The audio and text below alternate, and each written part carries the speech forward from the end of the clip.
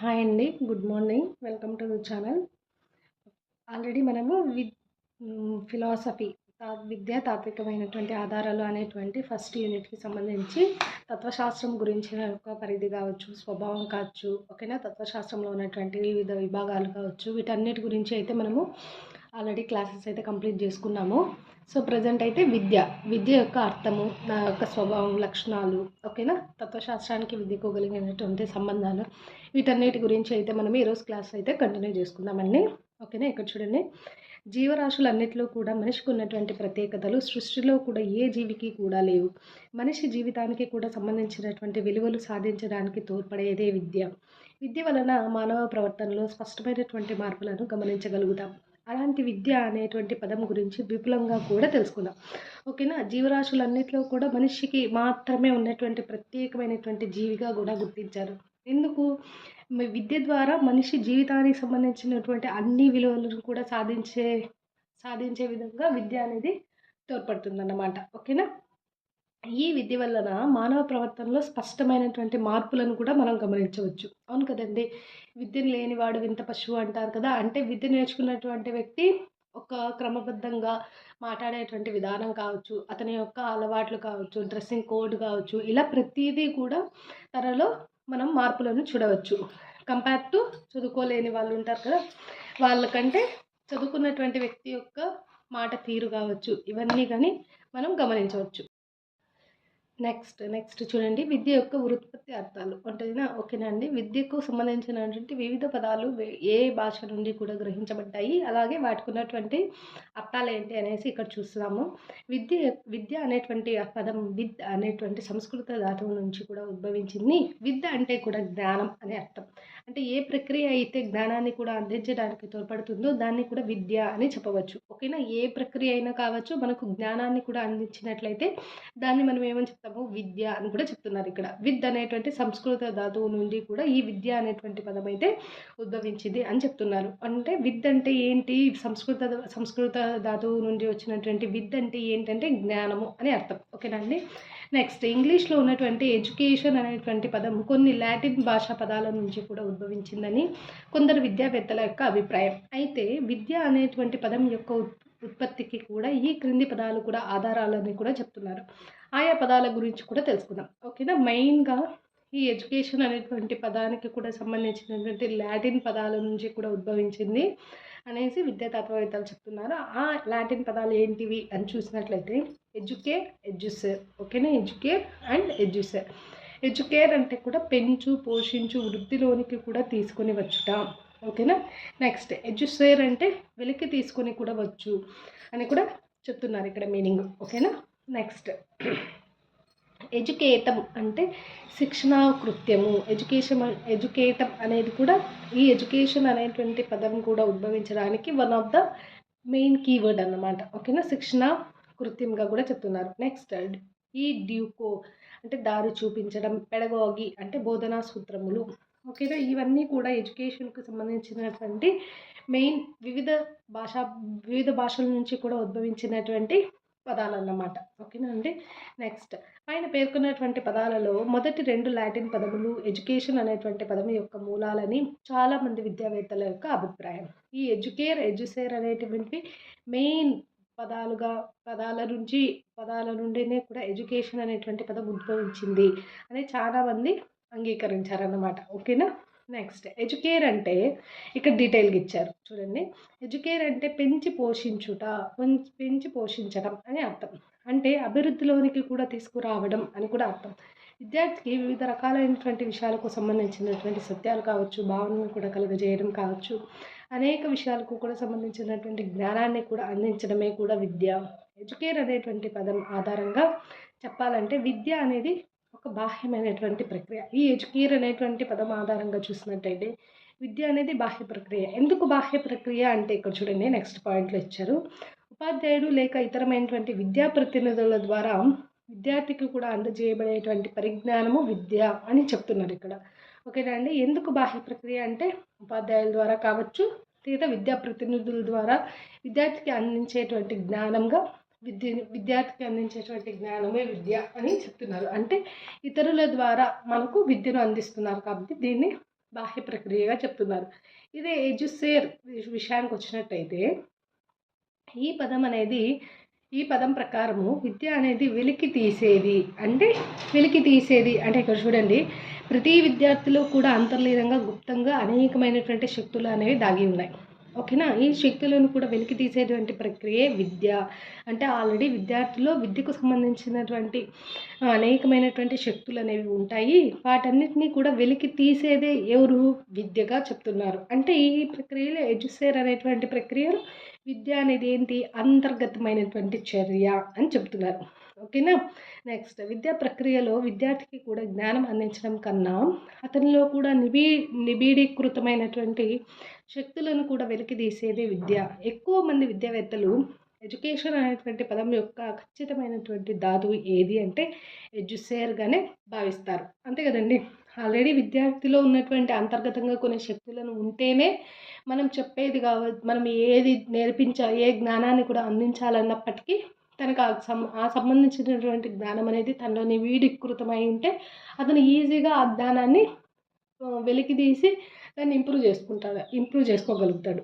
ఓకేనా. సో కాబట్టి అనేక మంది ఈ ఎడ్యుసేర్ అనేటువంటి పదమే ఖచ్చితమైనటువంటి ధాతువు ఎడ్యుకేషన్కి అని చెప్తున్నారు. నెక్స్ట్, ఎందుకంటే ఒక ఉపాధ్యాయుడు, అదే ఎగ్జాంపుల్ ఇక్కడ ఇచ్చారు చూడండి. ఎందుకంటే ఒక ఉపాధ్యాయుడు కొంతమంది విద్యార్థులకు ఒక విషయానికి కూడా సంబంధించినటువంటి పరిజ్ఞానాన్ని అదే ఆసక్తితో అంతేకాలం కూడా అందరు విద్యార్థులకు కూడా బోధించినప్పటికీ అందరి యొక్క సాధన ఒకే విధంగా ఉండడం లేదన్న సత్యం అందరికీ కూడా తెలిసిందే. ఎందుకు? ఎడ్యుకేర్ అనేటువంటి ధాతువు ప్రకారము అందరి యొక్క సాధన ఒకే విధంగా ఉండాలి కదా. అలా లేకపోవడానికి కారణం విద్యార్థుల్లో కూడా నిబీడీకృతమైనటువంటి శక్తుల్లో ఉన్నటువంటి భేదమే.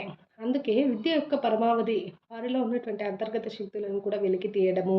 కిండర్ గార్డెన్ పిత అయినటువంటి ఎవరు? ప్రొబెల్ ఇదే భావాన్ని కూడా క్రింది విధంగా కూడా నిర్వచించారు. ఇక్కడ చూడండి, బాలుడిలో ఉన్నటువంటి పర్యవేష్టితమైనటువంటి పొరలను కూడా చీల్చి అంతర్గతమైనటువంటి శక్తులను బహిర్గతం చేయడమే విద్య అని ప్రొబెల్ గారు చెప్తున్నారు. చూడండి, ఒక ఉపాధ్యాయుడు వివిధ తరగతిలో ఉన్నటువంటి సపోజ్ 10 మంది విద్యార్థులు ఉన్నారనుకోండి, వాళ్ళందరికీ సంబంధించి ఒకే విధంగా బోధించాడు, ఒకే సమయంలో బోధించాడు. కానీ వారి యొక్క అవగాహన కావచ్చు, ఒకరు ఎక్కువ నేర్చుకొని ఉంటారు, అంటే ఆ విషయానికి సంబంధించినంటే ఎక్కువ జ్ఞానాన్ని సంపాదించుకొని ఉంటారు. కానీ కొంతమంది తక్కువ సంపాదించుకుంటారు. దానికి కారణం ఏంటి అంటే అతనిలో ఉన్నటువంటి అంతర్గతమైనటువంటి శక్తుల్లో భేదాలు ఉన్నాయి అని చెప్తున్నారు ఇక్కడ. సో అదే ప్రొబెల్ గారు ఎలా నిర్వచించారంటే, బాలునిలో కూడా పర్యవేష్టితమైనటువంటి పొరలను చీల్చి అంతర్గత శక్తులను కూడా బహిర్గతం చేయడమే విద్య అనే కరెక్ట్ నిర్వచనాన్ని కూడా ప్రొబెల్ గారు మనకి ఇచ్చారన్నమాట. నెక్స్ట్, ఎడ్యుకేటం అనేది అంటే ఇది ఒక శిక్షణా కృత్యం. అంటే విద్యను కూడా వ్యక్తులకు కూడా తగిన విధంగా కూడా శిక్షణను కూడా ఇచ్చేటువంటి ప్రక్రియను ఎడ్యుకేటంగా కూడా చెప్తున్నారు. నెక్స్ట్, ఈ డ్యూకు అంటే ఐ లీడ్ అవుట్ ఆఫ్ అని అర్థం. అంటే ఇది ఎడ్యుసేర్ అనేటువంటి భావనే కూడా కలిగి ఉంటుంది. నిద్రాన్నమైనటువంటి శక్తులను ఒక నిర్దిష్టమైనటువంటి దారిని కూడా చూపడమే విద్య యొక్క పరమార్థం అని ఈ పదాలు అనేవి సూచిస్తున్నాయి. ఓకేనా. ఈ డ్యూకు అనేటువంటి పదం కూడా సేమ్ ఎడ్యుసేర్ అనేటువంటి పదానికి మీనింగ్ ఏదైతే ఇస్తుందో దానికి రిలేటెడ్ మీనింగ్నే ఇది కూడా ఇస్తుందన్నమాట. ఏంటి? నిద్రాన్నమైనటువంటి శక్తులను ఒక నిర్దిష్టమైనటువంటి దారిలో కూడా చూపించేదే విద్య అని చెప్తుంది. నెక్స్ట్, పెడగాగి అంటే బోధనా సూత్రాలు. ఓకేనా. విద్య అంటే బోధనా సూత్రాల గురించి కూడా తెలియజేసేదని అర్థం. అందుకే ఉపాధ్యాయుని పెడగాగి అని పిలిచేవారు. ఈనాడు ఈ పదం అనేది వాడుకలో లేదు. ఇదే విధంగా డిమోగోగి అనే పదం నాయకుడు అనే అర్థంలో కూడా వాడేవారు. ఈనాడు ఈ ప్రతి నాయకుడిని కూడా ఈ పదం అనేది కూడా పరిమితమైంది అని ఇక్కడ చెప్తున్నారు. ఓకేనా. ఇది పెడగాగి, ఈ డ్యూకో, ఎడ్యుకేటం అనేటువంటి పదాల యొక్క అర్థాలు, ఇంకా వాటి గురించి ఒక చిన్న బ్రీఫ్ ఇన్ఫర్మేషన్ అన్నమాట. ఓకేనా అండి. నెక్స్ట్, విద్యకు సంబంధించినటువంటి భారతీయ విద్యా భావన. భారతీయులు ఈ విద్యకు సంబంధించినటువంటి ఎలాంటి నిర్వచనాలు అయితే మనకి ఇచ్చారు అనేది ఇక్కడ మనం చూద్దామండి. భారతీయ తత్వవేత్తలు విద్యపైన వ్యక్తం కూడా చేసినటువంటి అభిప్రాయాలను తెలుసుకోవాలంటే వారు వెల్లడించినటువంటి నిర్వచనాలను తెలుసుకోవడం ద్వారా భారతీయ విద్యా భాషకు కూడా అర్థం అనేది కూడా చేసుకోవచ్చు. అదేవిధంగా పాశ్చాత్య విద్యా భావనను కూడా అర్థం చేసుకోవాలంటే పాశ్చాత్య విద్యా తత్వవేత్తల యొక్క నిర్వచనాలు అర్థం చేసుకోవాల్సి ఉంటుంది. ఓకేనా అండి. నెక్స్ట్, భారతీయ విద్యా తత్వవేత్తల యొక్క నిర్వచనాలు చూసినట్లయితే విద్య యొక్క అంతిమ లక్ష్యం ఏంటి? మోక్షానికి చేరుకోవడం అని ఎవరు చెప్తున్నారు? ఉపనిషత్తులు సూచిస్తున్నాయి అన్నమాట. ఉపనిషత్తులు మోక్షానికి కూడా ఏదైతే దారి తీస్తుందో, అంతిమ లక్ష్యం ఏదైతే మోక్షానికి చేరుకోవడం అనేది ఉంటుందో అదే విద్య అని ఉపనిషత్తులు తెలియజేస్తున్నాయి. నెక్స్ట్, మనిషిలో కూడా నిస్వార్థ స్వావలంబనం అభివృద్ధి కూడా పరిచేదే విద్య అని ఋగ్వేదము తెలియజేస్తుంది.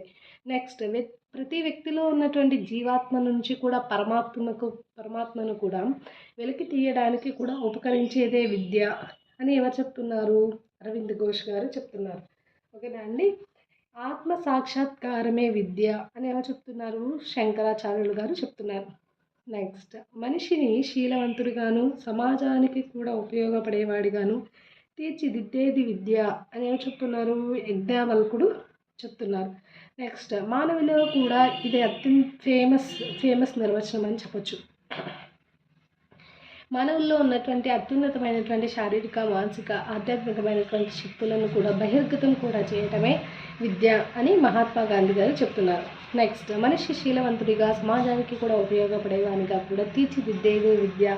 యజ్ఞవల్కుడు గారు ఇంకొక నిర్వచనాన్ని కూడా ఇచ్చారు. ఇక్కడ చూడండి, మనిషిని శీలవంతుడిగాను సమాజానికి కూడా ఉపయోగపడేటువంటి వాడుగాను యజ్ఞవల్కుడు గారు చెప్తున్నారు. అది సమాజానికి ఉపయోగపడేవాడిగా తీర్చిదిద్దేది విద్య అని చెప్తున్నారు. ఇక్కడ చూడండి, సమాజానికి ఉపయోగపడేవాడిగా తీర్చిదిద్దేది విద్య, శీలవంతుడిగా. సేమ్ రెండు నిర్వచనాలు సిమిలర్గా ఉన్నాయి. ఓకేనా. నెక్స్ట్, అవాస్తవం నుంచి వాస్తవంలోనికి, చీకటి నుంచి వెలుగులోనికి కూడా, మరణం నుంచి కూడా అమరత్వంలోనికి కూడా నడిపించేది విద్య అని చెప్తున్నాయి ఉపనిషత్తులు తెలియజేస్తున్నాయి.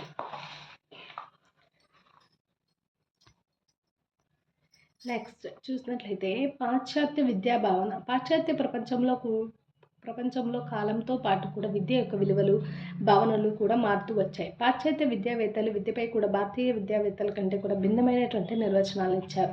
పాశ్చాత్య తత్వవేత్తలు విద్యలో ఉన్నటువంటి ఆధ్యాత్మిక ప్రాముఖ్యత అనేది ఇవ్వలేదు. ఓకేనా. విద్యలో ఉన్నటువంటి ఆధ్యాత్మికత యొక్క ప్రాముఖ్యతను వీళ్ళైతే ఇవ్వలేదు, కానీ వీళ్ళు డిఫరెంట్గా అయితే నిర్వచించారనమాట. ఒకసారి డెఫినేషన్స్ అయితే చూద్దాము, నిర్వచనాలు అయితే చూద్దాము. తప్పులను కూడా తొలగించి కూడా సత్యాన్ని కూడా అన్వేషించేది విద్య అని ఎవరు చెప్తున్నారు? సోక్రటీస్ గారు చెప్తున్నారు. తప్పులన్నింటినీ కూడా తొలగించి సత్యాన్ని మాత్రమే అన్వేషించేది విద్య అని చెప్తున్నారు, సోక్రటీస్ చెప్తున్నారు.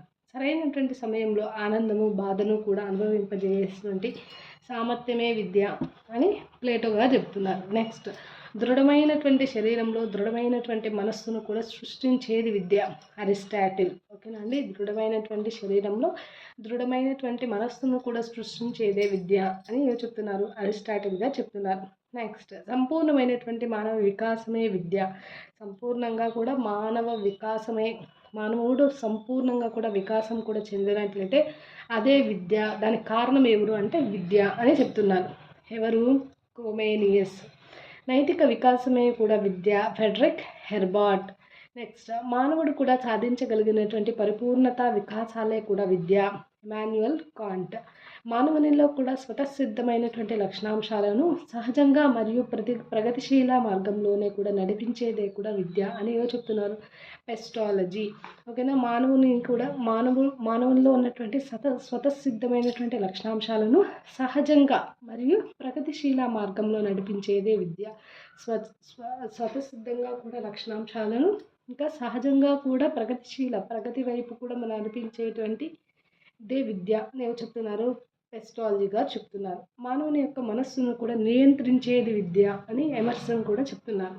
మానవుని ఒక మనస్సును ఏదైతే నియంత్రించగలుగుతాడో అదే విద్య అని చెప్తున్నది ఎవరు? ఎమర్సన్ గారు. సంపూర్ణ జీవనాన్ని కూడా గడపడమే కూడా విద్య. సంపూర్ణంగా కూడా జీవనాన్ని కూడా గడిపేటువంటి విధంగా మానవుని కూడా తయారు చేసేది విద్య అని హెర్బర్ట్ స్పెన్సర్ కూడా చెప్తున్నారన్నమాట. నెక్స్ట్, అనుభవాలను కూడా నిరంతరం కూడా పునర్విమర్శిస్తూ పోయేటువంటి జీవన విధానమే కూడా విద్య అని జాన్ డూయి గారు చెప్తున్నారు ఇక్కడ.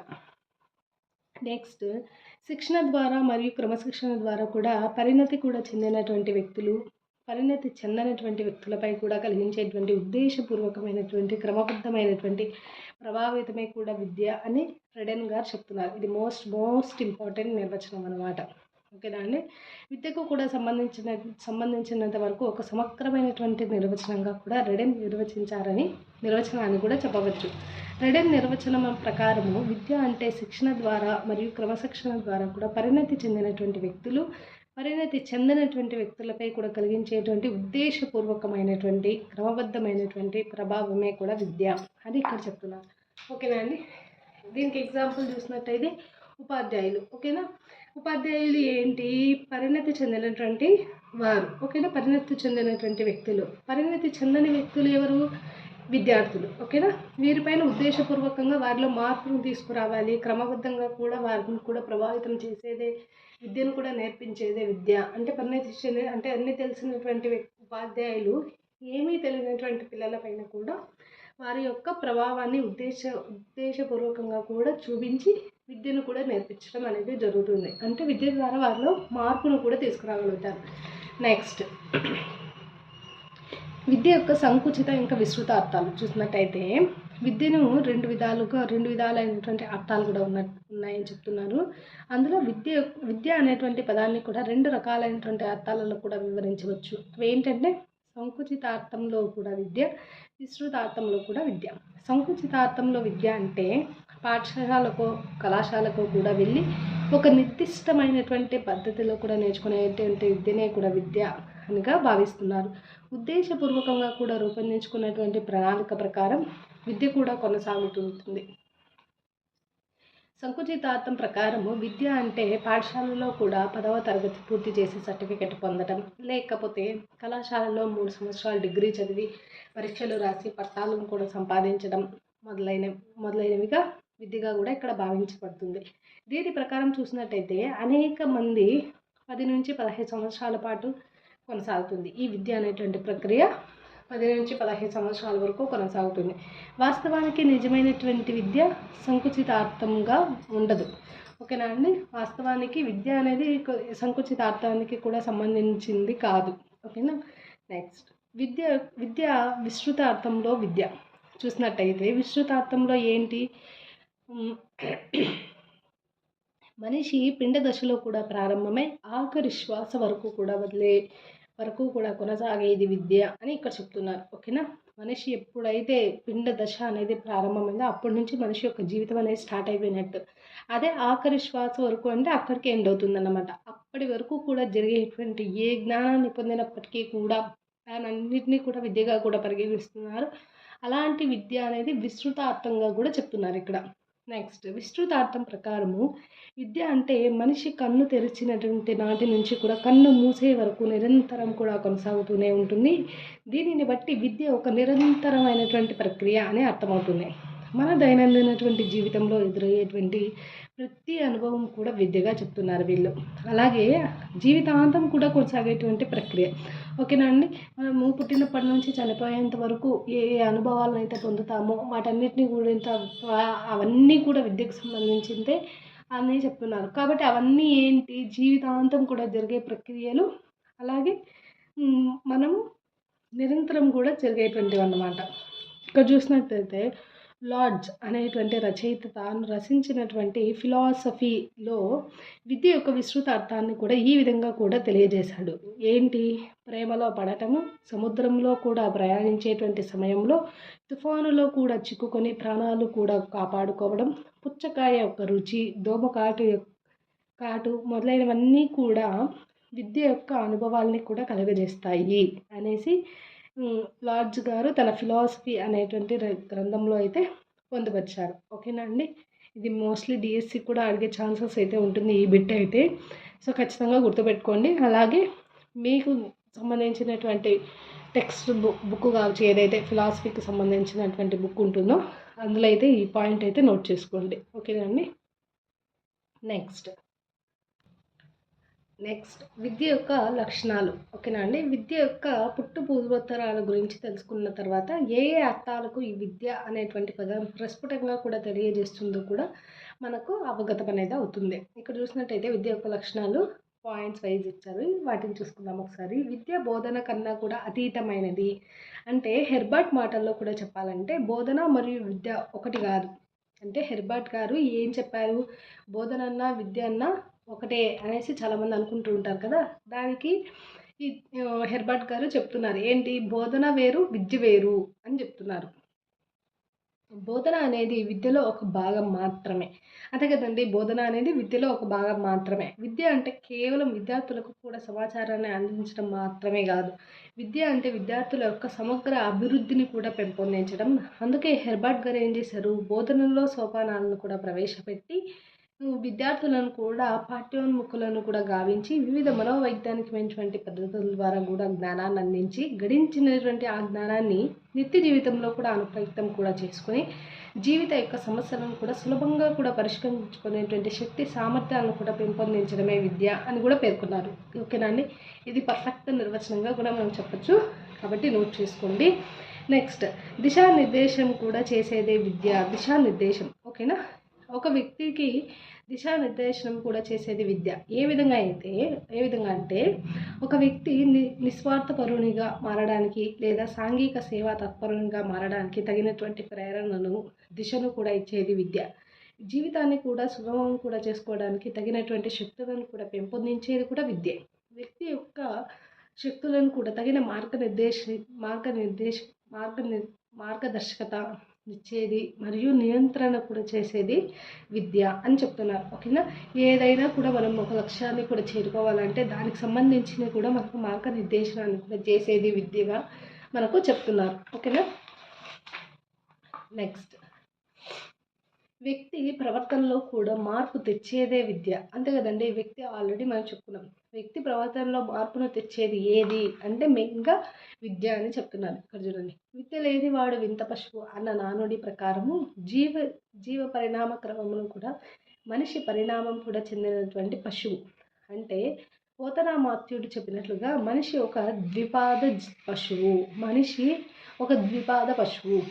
జీవ పరిణామ సిద్ధాంతాలు ఈ విషయాన్ని కూడా రుజువు కూడా చేస్తున్నాయి. అంటే మనిషిలో కూడా స్వతహాగా కూడా కొన్ని పశు లక్షణాలు ఉంటాయి. బహుశా అందుకేనేమో మహాత్మా గాంధీ విద్యను నిర్వచించినప్పుడు వ్యక్తిలో ఉన్నటువంటి మంచిని కూడా వెలికి తీసేటువంటి ప్రక్రియ విద్య అని అన్నారు మహాత్మా గాంధీ గారు.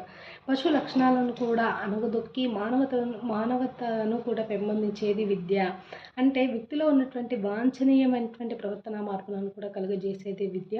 ప్రవర్తన మార్పుకు కూడా విద్య అనేది కూడా దోహదపడుతుందని క్రింది ఉదాహరణ అనేది కూడా చక్కగా కూడా వివరించడం అనేది జరుగుతుంది. ఓకేనా, ఇక్కడ చూడండి, పూర్వం రోజుల్లో అన్నం కూడా వండుకొని గంజిని కూడా పాలేరుకు కూడా పోసి మిగిలినటువంటి అన్నాన్ని కూడా యజమాని కూడా తింటూ ఉండేవాడు. విటమిన్లను కూడా సంబంధించినటువంటి పరిజ్ఞానాన్ని తెలుసుకున్న తర్వాత గంజి బయటకు పోకుండా తగినటువంటి జాగ్రత్తలు తీసుకోవడం కూడా జరిగింది. అంటే విటమిన్లకు కూడా సంబంధించిన వాటి జ్ఞానం కూడా సంపాదించడానికి ముందు మరియు సంపాదించిన తర్వాత వ్యక్తుల యొక్క ప్రవర్తనలో కూడా వచ్చినటువంటి ఈ వాంఛనీయమైనటువంటి మార్పే విద్య అని చెప్తున్నారు. కేవలం జ్ఞాన సముపార్జన మాత్రమే విద్య కాదు, ఆ జ్ఞానాన్ని కూడా అనుప్రయుక్తం కూడా చేయడం ద్వారా మన ప్రవర్తనలో కూడా మార్పును కూడా కలుగజేసేది విద్య అని చెప్తున్నారు. కేవలం జ్ఞానాన్ని సంపాదించుకోవడం మాత్రమే కాదు, దాన్ని అనుప్రయుక్తం, దానికి సంబంధించినటువంటి విషయాల్లో అన్వయించుకొని వాటి ప్రకారం మనం ప్రవర్తనలో కూడా మార్పు తెచ్చుకోవడాన్నే విద్యగా ఇక్కడ చెప్తున్నారు. నెక్స్ట్, విద్య యొక్క లక్షణాలలో ఇంకోటి చూసినట్టయితే విద్య అనేది బాహ్యమైనది మరియు అంతర్గతమైనది. ఓకేనా, జ్ఞానాన్ని కూడా అందించడంలోనూ విద్యార్థులు కూడా గుప్తంగా కూడా నిద్రాణంగా ఉన్నటువంటి శక్తులను కూడా వెలికి తీయడంలోనూ విద్య అనేది కూడా ప్రముఖ పాత్ర వహిస్తుంది. నెక్స్ట్, విద్య అభివృద్ధికి కూడా దోహదపడేదే విద్య. వ్యక్తి యొక్క అభివృద్ధికి కూడా దోహదపడేదే విద్యగా చెప్తున్నారు. విద్యలో కూడా వైయక్తిక మరియు సాంఘికమైనటువంటి శక్తులను కూడా పెంచి వ్యక్తి యొక్క అభివృద్ధికి కూడా దోహదపడేదే విద్య. వైయక్తిక సాంఘికమైనటువంటి శక్తులను కూడా పెంచి వ్యక్తి కూడా అభివృద్ధి చేయడానికి ఉపయోగపడేది విద్యగా చెప్తున్నారు. ఆచార్య టిబి నున్ మాటల్లో చెప్పాలంటే విద్య యొక్క పరమావధి వ్యక్తిత్వాన్ని కూడా పెంపొందించడం. విద్య యొక్క పరమార్థం ఏంటి, దాని యొక్క మెయిన్ విధి ఏంటి అని చూసినట్టంటే వ్యక్తిత్వాన్ని కూడా పెంపొందించుకోవడం. అంటే సంపూర్ణమైనటువంటి వ్యక్తిత్వాన్ని పెంపొందించుకున్నటువంటి వాడే సమాజంపై కూడా తనదైనటువంటి ముద్రను కూడా వేయగలుగుతాడు. జాన్ డూయి మాటల్లో చెప్పాలంటే విద్యార్థి సాంఘికమైనటువంటి చైతన్యమైనటువంటి స్రవంతిలో పాల్గొనడంతోనే కూడా విద్య అనేది కూడా ప్రారంభమవుతుంది అని జాన్ డూయి గారు చెప్తున్నారు. పిసి బెనర్జీ మాటల్లో చెప్పాలంటే సాంఘిక వాతావరణానికి తగినట్టుగా సర్దుకుపోగలిగేటువంటి శక్తిని కూడా అభివృద్ధి పరచుకోవడమే కూడా విద్య అని పిసి బెనర్జీ గారు చెప్తున్నారు. ఓకేనా, ఇక్కడ కొన్ని నిర్వచనాలు అయితే ఇచ్చారు. అన్ని విషయాలలో కూడా ఖచ్చితత్వాన్ని కూడా కలిగించేదే విద్య అని ప్లేటో మహాశయుడు పేర్కొన్నారు. అంటే వ్యక్తిలో ఉన్నటువంటి సాంఘికంగా వైయక్తికమైనటువంటి శక్తులన్నింటినీ కూడా పెంపొందించి పరిపూర్ణమైనటువంటి మనిషిగా కూడా వ్యక్తిని కూడా తీర్చిదిద్దేది విద్యగా ఇక్కడ చెప్తున్నారు. అంటే వ్యక్తి అభివృద్ధికి సంబంధించినటువంటి ప్రతి విషయము కూడా అది విద్య అవుతుంది అని ఇక్కడ చెప్తున్నారు. వ్యక్తి యొక్క సమగ్ర అభివృద్ధికి కూడా సాధించడానికి ఉపయోగపడేది కూడా విద్య అని చెప్తున్నారు. విద్యార్థిలో భౌతికమైనటువంటి ఆధ్యాత్మికమైనటువంటి సాంఘిక రాజకీయ సాంస్కృతిక రసాత్మక శాస్త్రీయ సాంకేతిక రంగాలలో కూడా అభివృద్ధిని కూడా సాధించడమే సమగ్ర అభివృద్ధి కూడా సాధించడం అంటే సమగ్రమైనటువంటి అభివృద్ధి అంటే ఏంటి? భౌతికంగా కావచ్చు, బౌద్ధికమైనటువంటి కావచ్చు, ఆధ్యాత్మికంగా, సాంఘికంగా, ఓకేనా, వివిధ రంగాల్లో కూడా అన్నిటిల్లో కూడా అభివృద్ధి కూడా సాధించినట్టయితే దాన్ని సమగ్ర అభివృద్ధి అని చెప్తున్నారు. అంటే విద్యార్థిలో కూడా పైన పేర్కొన్నటువంటి అన్ని రంగాలలో కూడా తగినటువంటి తర్ఫీదును కూడా ఇవ్వబడేటువంటి విద్య యొక్క పరమావధి అని చెప్తున్నారు ఇక్కడ. నెక్స్ట్ విద్య యొక్క స్వభావం. ఓకేనా అండి, విద్య యొక్క స్వభావం. ఇప్పటివరకు మనం ఏ విషయాలు చూసామంటే విద్య యొక్క అర్థము, నిర్వచనాలు, నెక్స్ట్ విద్య యొక్క సంకుచిత విస్తృత అర్థాలు, విద్య యొక్క లక్షణాలు, నెక్స్ట్ ఇప్పుడు వచ్చి విద్య యొక్క స్వభావం గురించి చూద్దాం.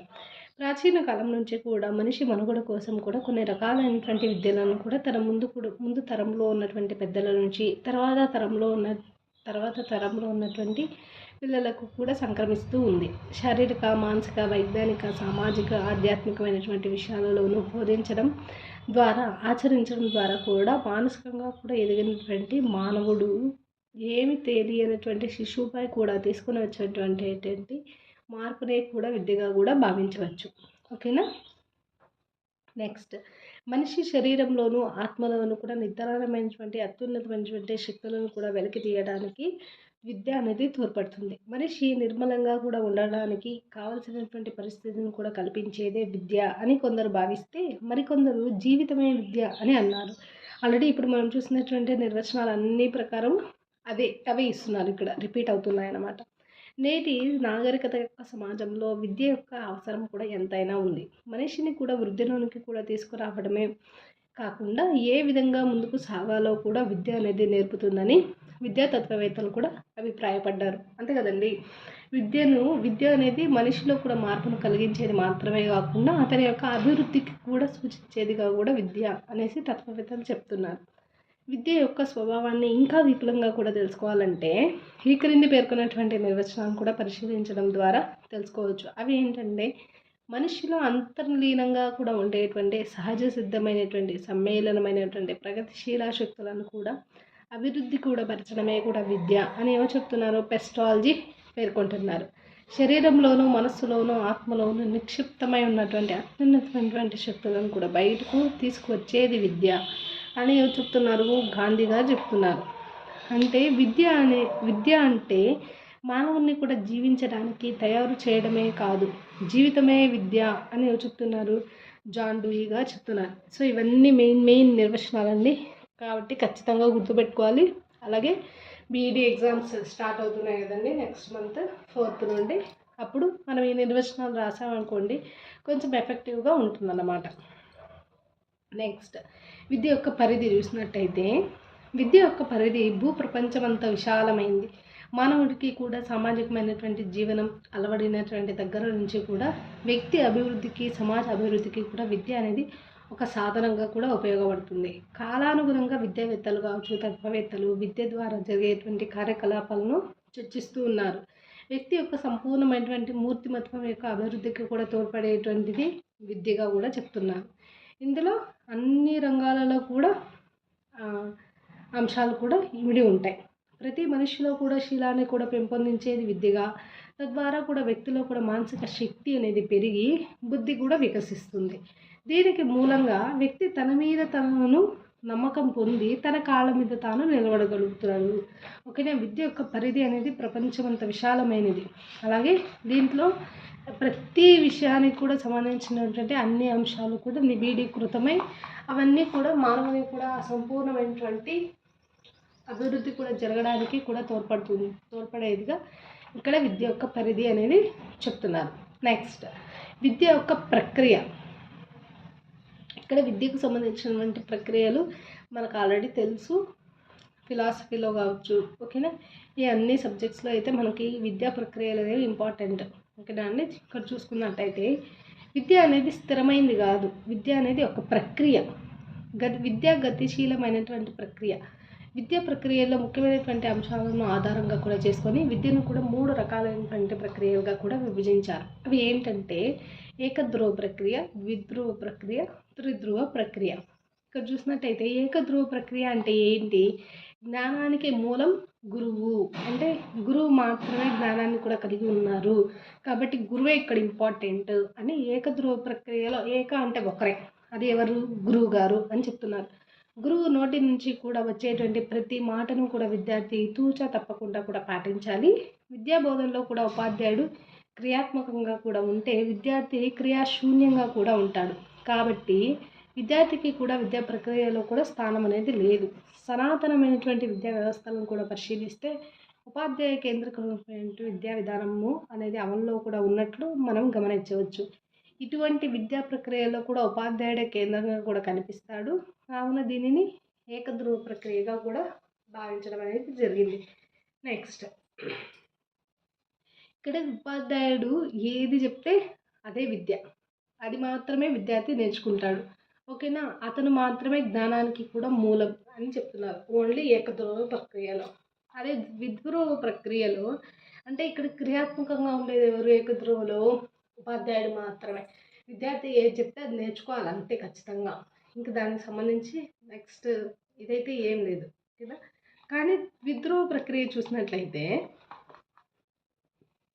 విద్యా ప్రక్రియలో జ్ఞానాన్ని కూడా బోధించేటువంటి ఉపాధ్యాయుడు ఒక ధ్రువం అయితే దానిని కూడా అభ్యసించేటువంటి విద్యార్థులు ఇంకొక ధ్రువం. ఇక్కడ చూడండి, ఉపాధ్యాయుడు ఒక ధ్రువం అయితే దానికి అభ్యసించేటువంటి విద్యార్థి ఇంకొక ధ్రువం వైపు ఉంటాడు.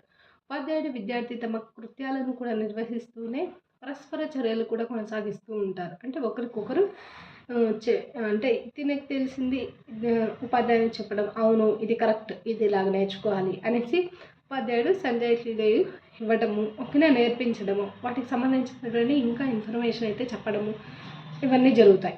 విద్యార్థి ఉపాధ్యాయుడు బోధిస్తూ విద్యార్థి అభ్యసిస్తాడు. ఉపాధ్యాయుడు ఆదేశిస్తే విద్యార్థి అనుసరిస్తాడు. దీనిని బట్టి బోధన అభ్యసన ప్రక్రియలో ఉపాధ్యాయుడు మరియు విద్యార్థి అనేటువంటి 2 ధృవాల మధ్య కూడా పరస్పర ప్రచర్యలు కూడా జరుగుతూ ఉంటాయి. ఇది ఇంపార్టెంట్.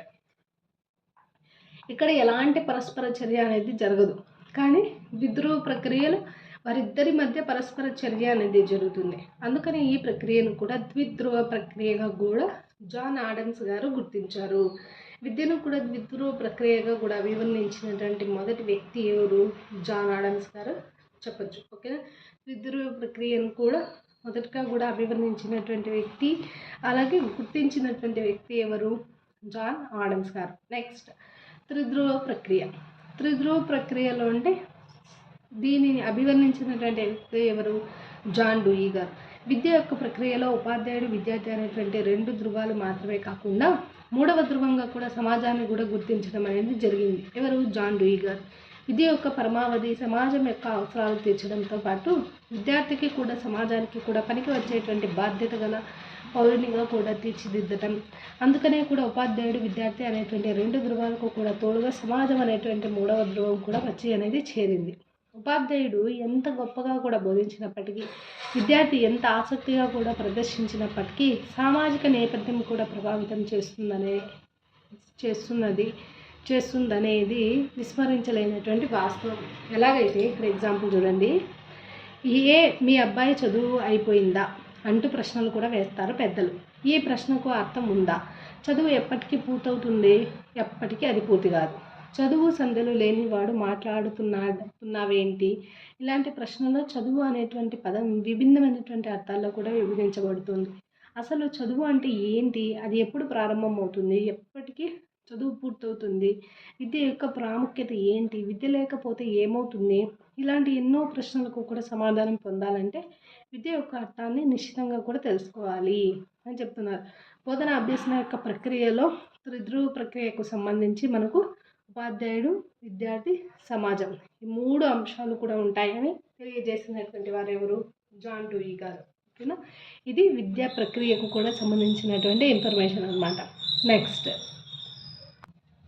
నెక్స్ట్ మనకు విద్యా రకాలు లేదా విద్య యొక్క రూపాలు అనేవి మనకి ఇచ్చారు. ఓకేనా అండి? ఈ టాపిక్ అయితే నెక్స్ట్ వీడియోలో అయితే మనం చూద్దాము. థ్యాంక్ యూ అండి. Thank you for your support and subscribe చేసుకోండి.